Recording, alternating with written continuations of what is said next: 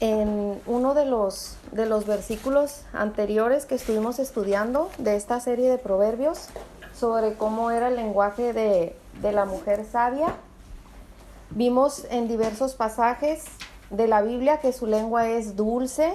¿Se recuerdan que su lengua es dulce, es curativa, es fuente de vitalidad? Que los labios de la mujer que camina en justicia instruyen, enseñan la palabra de Dios, que su hablar trae consuelo y trae paz a los corazones atribulados y alegría a los corazones entristecidos, que el hablar de aquella mujer sabia es medicina que alivia el dolor y hasta nos trae sanidad. Hablamos de lo afortunada que es una mujer que posee esta sabiduría, porque su boca será como un manantial de fortaleza, fuerza y ánimo para quienes estén a su alrededor. Pero todo esto dicho anteriormente culmina con la mayor expresión de sabiduría que pudiera salir de la boca del hombre justo o la mujer justa. Y este es el mensaje del Evangelio, el mensaje más poderoso que pueden articular la boca del sabio. Este mensaje de vida no es otra cosa más que el poder de Dios para salvar a las almas perdidas. Y una vez que somos salvos, también es el mensaje que nos preserva y nos mantiene en nuestro caminar piadoso. Tiene el poder para salvar, pero también el poder para preservarnos. Y hoy en nuestro estudio el autor nos exhorta a esparcir sabiduría. En práctica, esta exhortación la podemos aplicar en la manera como evangelizamos. Y nuestro versículo de hoy, que es Proverbios 15:7, nos dice: la boca de los sabios esparce sabiduría, no así el corazón de los necios. Comencemos con la primera parte de este versículo. La boca de los sabios esparce sabiduría. Cuando hablan los sabios comparten el conocimiento porque lo tienen almacenado en el corazón. El conocimiento de quién es Dios. Los sabios siembran en la vida de otras personas la sabiduría, hablando con ellos sobre la sabiduría que es Cristo, sobre su evangelio, compartiéndoles la vida eterna, las buenas nuevas de salvación. No existe otro mejor ejemplo de cómo el evangelio embellece la boca del sabio que nuestro Redentor Jesucristo. Miren lo que dice Salmo 45:2. Eres el más hermoso de los hijos de los hombres. La gracia se derramó en tus labios. Por tanto, Dios te ha bendecido para siempre. La belleza de Jesús no fue su atractivo físico, sino las bellas palabras de verdad, gracia y perdón que habló. Palabras que llamaban al arrepentimiento y al perdón de pecados. Palabras de vida eterna. En Mateo 4:17 dice: desde entonces comenzó Jesús a predicar y a decir: arrepentíos, porque el reino de los cielos se ha acercado. Jesús llamaba al arrepentimiento. Jesús venía y la salvación venía con él para todo aquel que creyendo en él se arrepintiera y abandonara su pecado. En Lucas 4:43 dice: pero él les dijo: también a las otras ciudades debo anunciar las buenas nuevas del reino de Dios, porque para esto yo he sido enviado. Jesús tenía muy claro cuál era su misión, para qué el Padre lo había enviado. Él estaba dispuesto a caminar todo lo que fuera necesario, a recorrer todos los pueblos para anunciar el evangelio, las buenas nuevas de salvación. No había otro mensaje que Jesús traía consigo mismo que la sabiduría del evangelio que siempre estaba en su boca. Dice Juan capítulo 12, versículos 49 y 50. Porque yo no he hablado por mi propia cuenta, está hablando Jesús. El Padre que me envió, Él me dio mandamiento de lo que he de decir y de lo que he de hablar. Y sé que su mandamiento es vida eterna.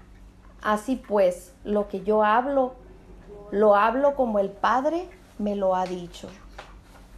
La gracia de Dios se derramó en los labios de Jesús. El Padre le había encomendado exactamente las palabras que había de hablar. Y así de la misma manera la gracia de Dios se ha derramado sobre nosotras. Y de la misma manera el Padre nos instruye por medio de su palabra de cómo llevar este evangelio. Él nos dio esa gran comisión. No nos la da un presidente o un gobernador, no es un mandato terrenal. Nos la da el mismo Rey de Reyes y Señor de Señores. Y no es una opción, es un mandamiento. Dice su palabra en Marcos 16:15, y les dijo: id por todo el mundo y predicar el evangelio a toda criatura. No hay palabras que embellecen más la boca del justo que estas palabras de vida eterna. Los labios de la mujer sabia predicarán el evangelio, porque el predicar el evangelio es hablar sabiamente. El evangelio es sabiduría para salvación. Por eso los sabios predican a Cristo y a este crucificado, su muerte, sepultura y resurrección, para perdón de pecados, y así otros puedan recibir el regalo de la vida eterna. Dios pudo haber hecho que el evangelio se extendiera de otra forma, tal vez con su voz audible resonando desde el cielo, retumbando desde el cielo, o lloviendo desde el cielo mensajes escritos con este evangelio, pero no fue así. Él nos quiso hacer partícipes a cada uno de nosotros de ir y compartir este regalo tan preciado que incondicionalmente nosotros hemos recibido. ¿Cómo podremos guardarlo y no compartirlo? Así como Jesús es la luz del mundo, dice Juan capítulo 8, versículo 12, nosotros también, siendo la luz del mundo,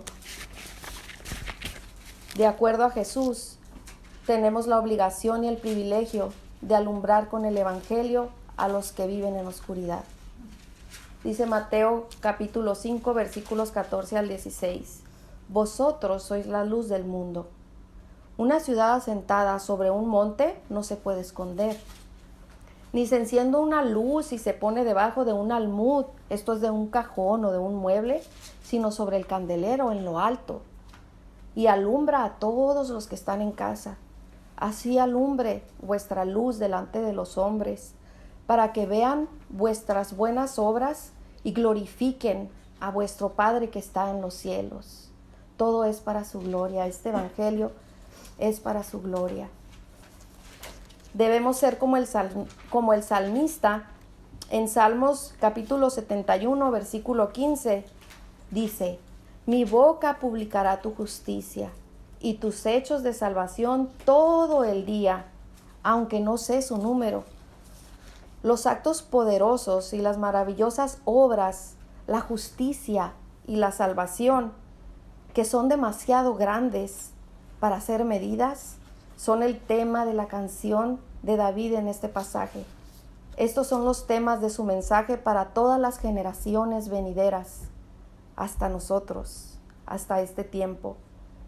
Los actos poderosos, las maravillosas obras, la justicia y la salvación.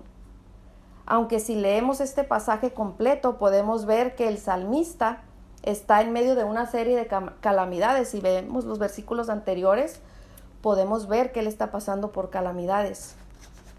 Pero el salmista recupera su ánimo para esperar en el Señor y alabarle aún más que antes.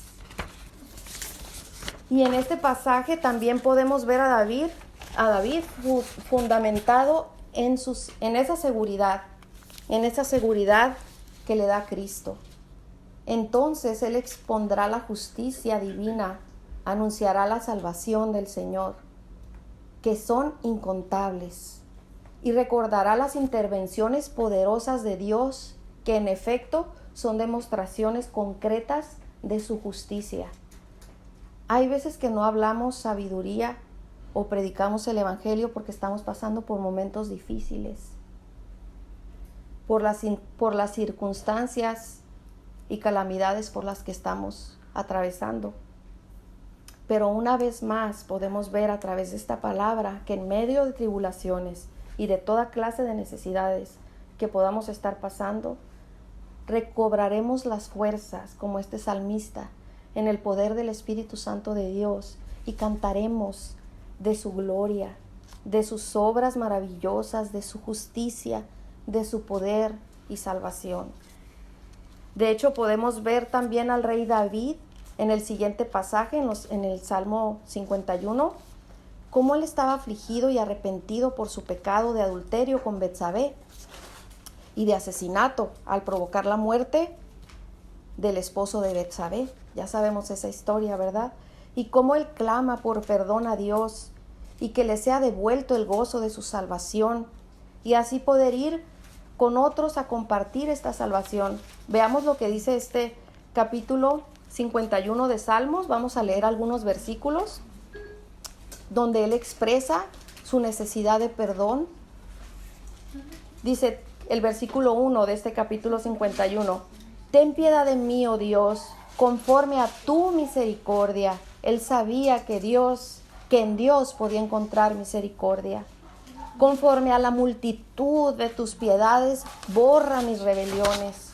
Dice el versículo 2: Lávame más y más de mi maldad y límpiame de mi pecado. Versículo 3: Porque yo reconozco mis rebeliones y mi pecado está siempre delante de mí. Versículo 6: He aquí, tú amas la verdad en lo íntimo y en lo secreto me has hecho comprender sabiduría divina.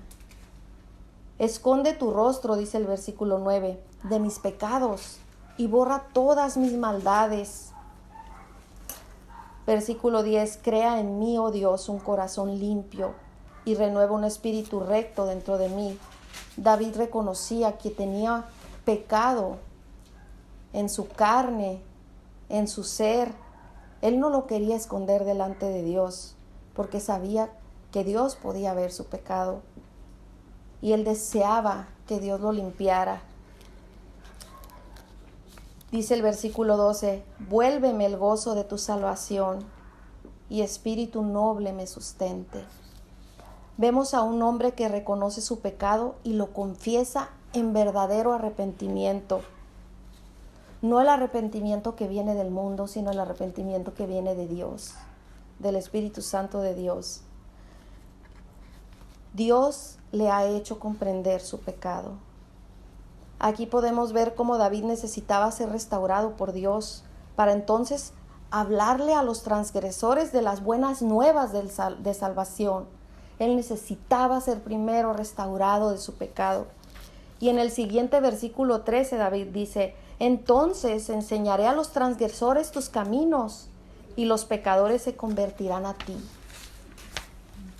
Ese era el deseo del corazón de David. David siente de alguna manera que está en deuda con Dios. Siente la necesidad de compartir esa salvación que de gracia ha recibido.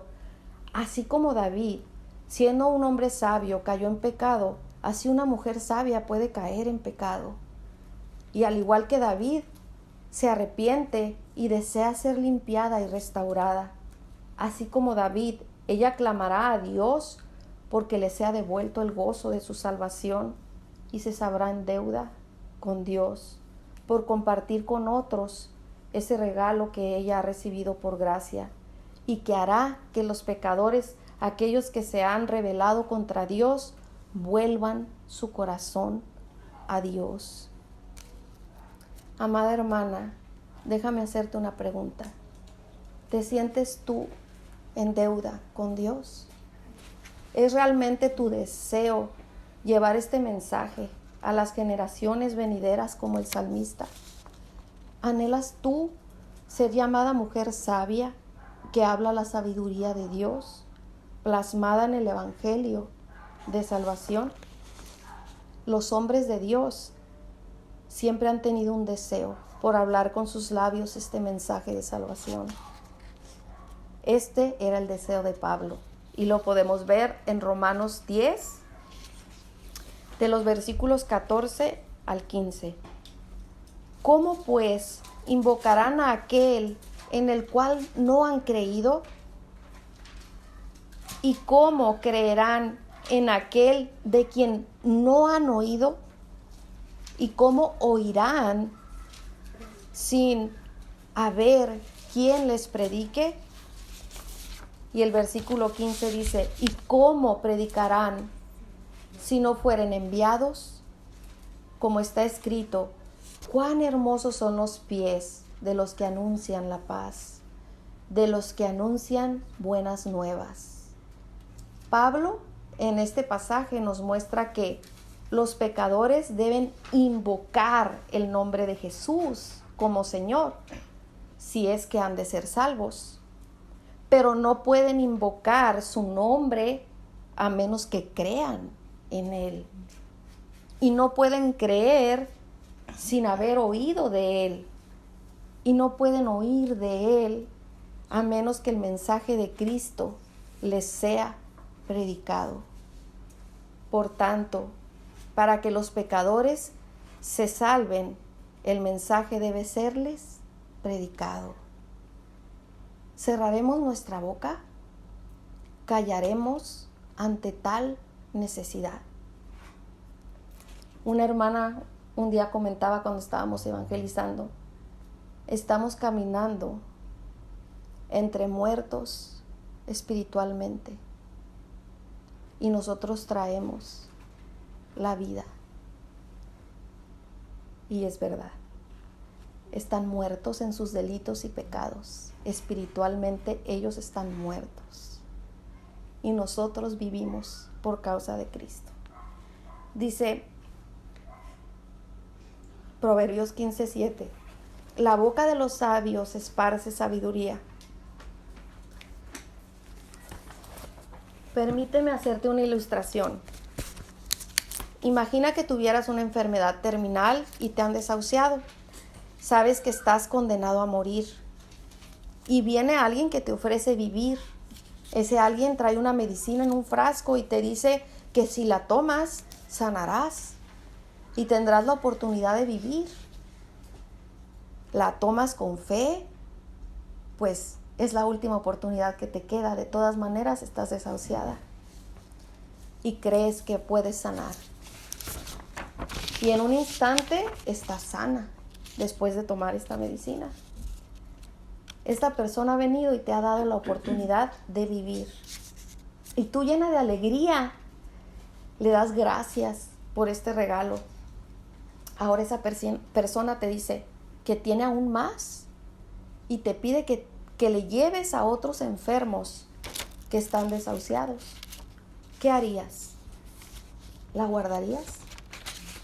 ¿Guardarías ese regalo que recibiste de gracia incondicionalmente, pensando que tal vez no te van a creer o te van a juzgar de loca si les tratas de ofrecer esta medicina que te sanó, que se van a burlar de ti?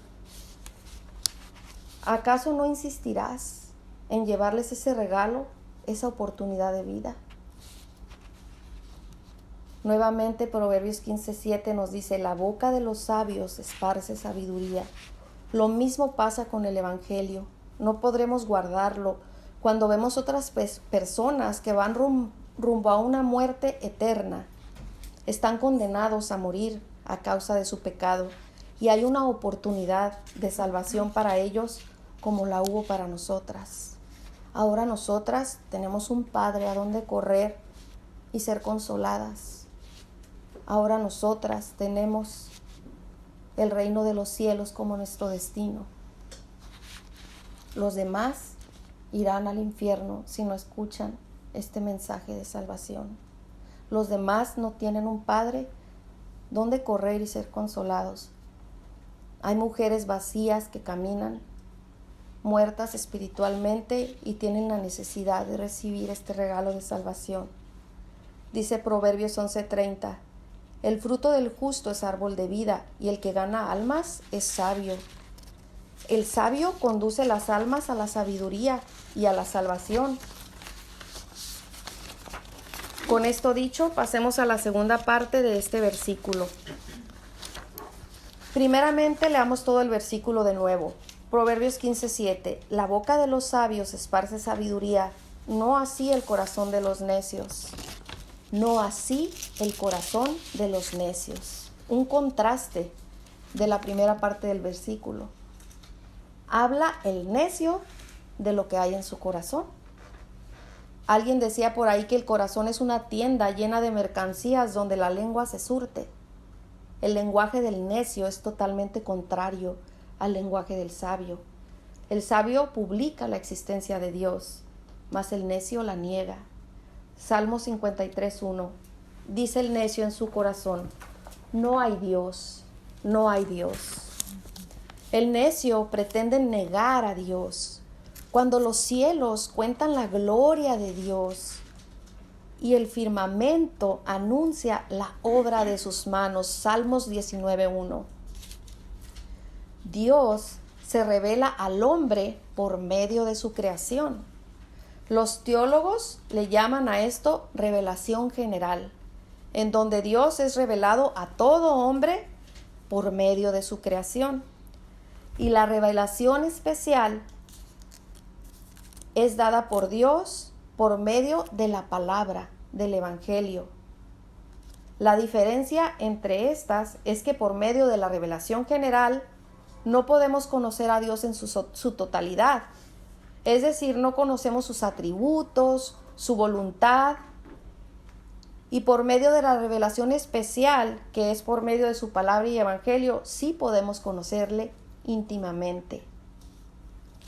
Romanos capítulo 1, versículos 19 y 20, dice, porque lo que de Dios se conoce, les es manifiesto, pues Dios se los manifestó. Versículo 20, porque las cosas invisibles de Él, su eterno poder y deidad, se hacen claramente visibles desde la creación del mundo, siendo extendidas por medio de las cosas hechas, de modo que no tienen excusa. Dios en su soberanía ha plantado evidencias de su existencia, incluso en la misma naturaleza del hombre por medio de la razón. Lo que se conoce sobre Dios, ellos lo saben muy bien porque Dios mismo se los ha mostrado. Porque lo que de Dios es invisible, o sea, su poder eterno y todo aquello que lo hace ser Dios, se ha hecho claramente visible desde la creación del mundo. El ser humano ha podido entender todo eso con facilidad al observar la creación de Dios. Así que la humanidad no tiene excusa alguna para negar la existencia de Dios. Dice Romanos capítulo 1, versículos 21 y 22.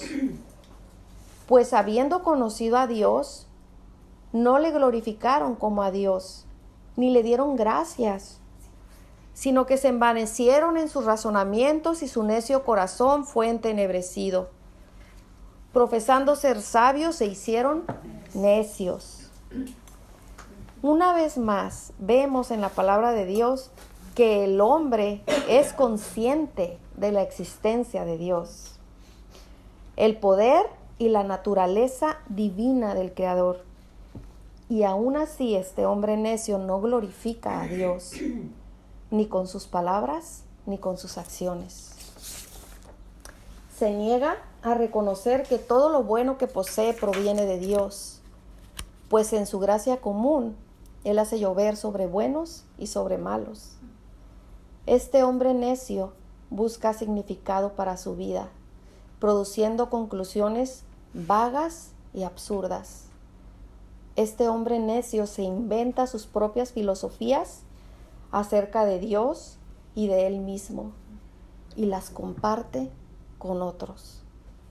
He ahí la necesidad de predicar el Evangelio para que conozcan a Dios, a su Hijo y la salvación.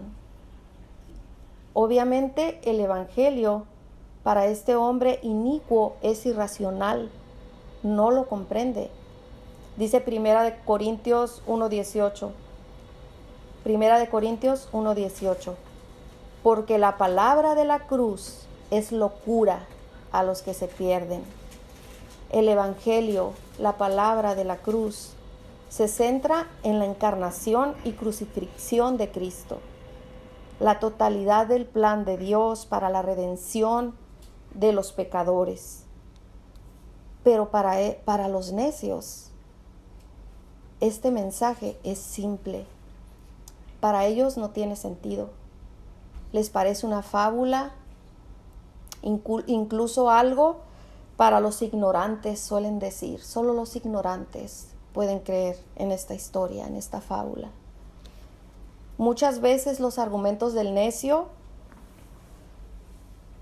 para invalidar el mensaje de la cruz vienen de su sabiduría humana, de su propia filosofía, de sus propios argumentos. Y aunque la sabiduría humana nos es necesaria muchas veces, pues si un mecánico y su conocimiento no hiciera reparaciones, pues no servirían nuestros carros. Si un arquitecto y su conocimiento no construyera edificios y casas, pues no podríamos vivir en ellos. Pero es un hecho que la sabiduría humana no salva. La sabiduría humana muchas veces es pronunciada por el necio para oponerse a la verdad de Dios. Se convierte en argumentos pecaminosos, blasfemos, que van totalmente en contra de la sabiduría divina. En Primera de Corintios, capítulo 2, versículos del 1 al 5, Primera de Corintios, capítulo 2, versículos del 1 al 5, vemos a Pablo haciendo distinción entre la importancia de hablar la sabiduría de Dios en lugar de hablar la sabiduría vana del hombre.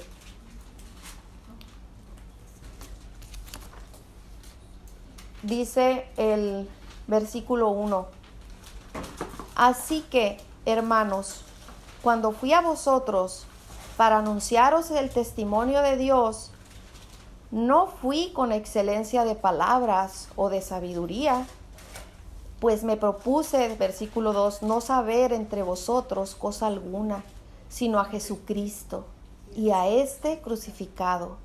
Esta es la sabiduría de Dios. Versículo 3, y estuve entre vosotros con debilidad y mucho temor y temblor.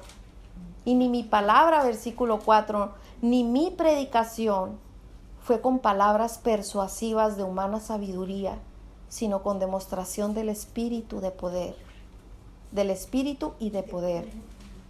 Versículo 5, para que vuestra fe no esté fundada en la sabiduría de los hombres, sino en el poder de Dios. Pablo expuso todo el consejo de Dios a la iglesia y enseñó a los corintios la palabra de Dios, pero al mismo tiempo se enfocó en predicar y enseñar a los no creyentes sobre la obra de Jesucristo en la cruz, sobre el castigo que recibió por el pecado de todo aquel que había de creer. Pablo consideró que no había nada más importante que hablarles. Su temor y temblor se debían a la seriedad de su misión. La sabiduría de Dios se comprende por medio de la cruz. La entendimos el día que nos convertimos en creyentes, el día que nos fue predicada la cruz, el sacrificio de Cristo en la cruz. Primera de Corintios, capítulo 2, versículo 10, dice: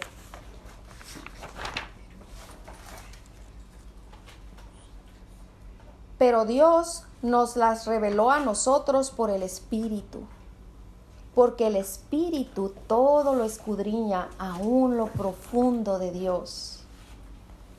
Fuimos salvas por medio de su Espíritu Santo.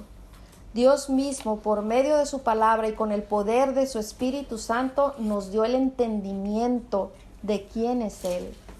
Es por eso que el necio habla de la forma incongruente que habla, pues él no puede entender quién es Dios, ya que no ha nacido de nuevo. He ahí la importancia de compartir el Evangelio. Primera de Corintios, capítulo 2, versículo 14. Pero el hombre natural no percibe las cosas que son del Espíritu de Dios, porque para él son locura y no las puede entender, porque se han de discernir espiritualmente. El necio no puede conocer a Dios por sí mismo, nos dice nuevamente este versículo. El necio no puede conocer a Dios por sí mismo. Le necesita ser predicado el Evangelio para que por medio de su Espíritu Santo Dios le revele su verdad salvadora. Como creyentes debemos ser sabias y hablar sabiduría de Dios en todo lugar y en todo momento. En todo lugar y en todo momento. Debemos hablar la palabra de Dios. Debemos hablar el Evangelio. Este es el lenguaje del sabio, de la mujer sabia. Esto lo lograremos por medio de la llenura de la palabra de Dios y una constante oración. El evangelizar comienza con la oración. ¿Alguien puede leer por ahí Colosenses 4:2 en sus Biblias?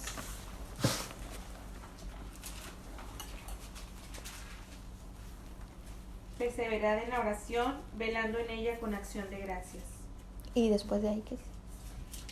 Orando también al mismo tiempo por nosotros, para que el Señor nos abra puerta para la palabra, a fin de dar a conocer el misterio de Cristo, por el cual también estoy preso. Así es, para que el Señor nos abra puertas.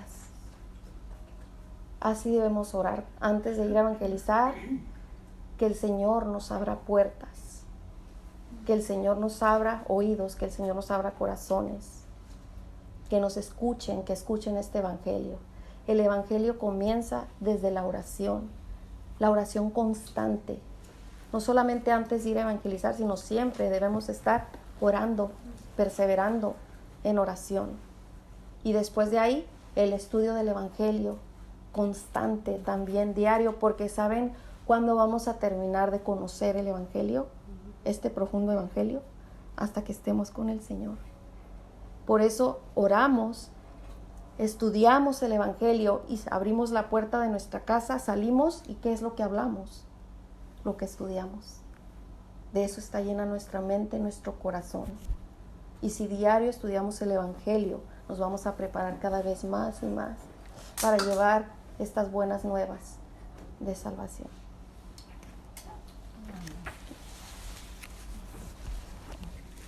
Vamos a orar, hermanos. Padre celestial, te damos